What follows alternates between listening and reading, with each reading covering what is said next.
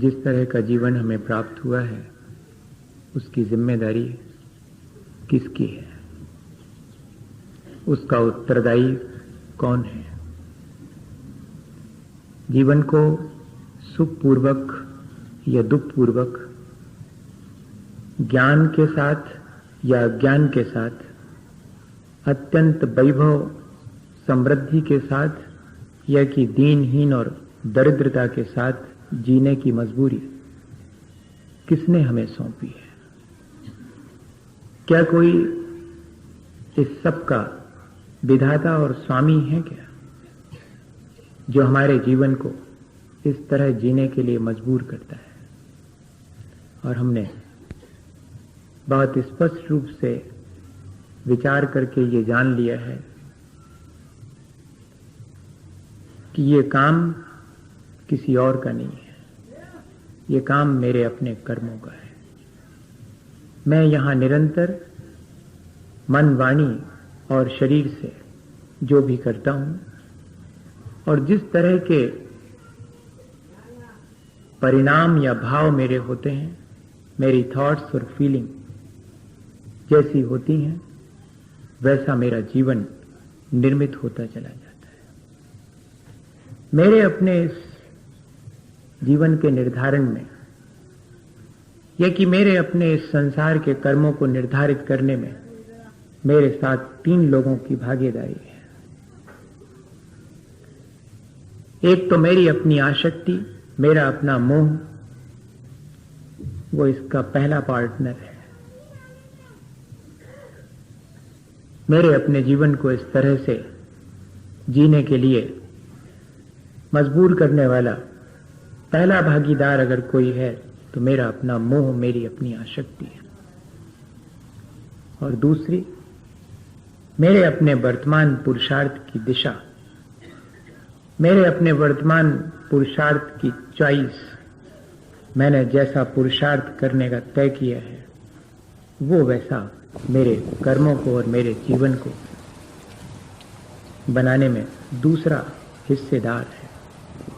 और तीसरी है मेरे अपने कर्मों को करने की अज्ञानता, मेरी अपनी लापरवाही, मेरी अपनी गाफिलता। ये 3 चीजें हैं जो कि मेरे जीवन को निर्मित करती हैं, जिनसे कि मेरे जीवन में और मैं इस संसार में जिनको देखता हूं उनके जीवन में जो विविधता है, उस सब के लिए एक ही चीज है, उस व्यक्ति के द्वारा किए जाने वाला कर्म। कर्म किया भी जाता है, हम रोज कर्म करते हैं, मन से करते हैं, वाणी से करते हैं, शरीर से करते हैं। और इतना ही नहीं, हम अपने किए गए कर्मों का फल भी भोगते हैं, तुरंत भी भोगते हैं और उसके आफ्टर इफेक्ट्स भी होते हैं, वे भी हमें ही भोगना पड़ते हैं। और इतना ही नहीं, उन कर्मों के फल भोगते समय मैं जैसे परिणाम करता हूं, जैसा मेरा पुरुषार्थ होता है, खोटे या भले मेरे भाव होते हैं, उससे मेरे आगे के कर्म मैं स्वयं निर्धारित कर लेता हूं। कर्म मुझे मनचाहा फल दें या कि कर्मों से मैं अपना मनचाहा फल पालूं, ये दोनों बातें पूरी तरह सच नहीं है, आधी सच है। कर्म मुझे मनचाहा फल दे सकते हैं, ऐसा भी नहीं है, और कर्मों के उदय में मैं मनचाहा फल पालूं, ऐसा भी नहीं है। तो फिर बात क्या है? ये जरा कर्म बंध की प्रक्रिया की जो अज्ञानता है वो जरा ठीक करनी पड़ेगी मुझे, और अपने पुरुषार्थ को ठीक दिशा देनी पड़ेगी, क्योंकि ये दोनों मेरे बस में है। मेरा मोह, मेरी आसक्ति, उस पर मेरा उतना जोर नहीं चलता है, लेकिन मैं डायरेक्ट नहीं, मैं इनडायरेक्ट अपने उस मोह और आसक्ति पर कंट्रोल कर सकता हूं। मैं अपने पुरुषार्थ से और कर्म बंध की प्रक्रिया की अज्ञानता को दूर करके, ये मेरे मन में विश्वास जागृत होना चाहिए। वरना तो फिर कर्म जैसा फल मुझे देना चाहेंगे, मुझे भोगने की मजबूरी है।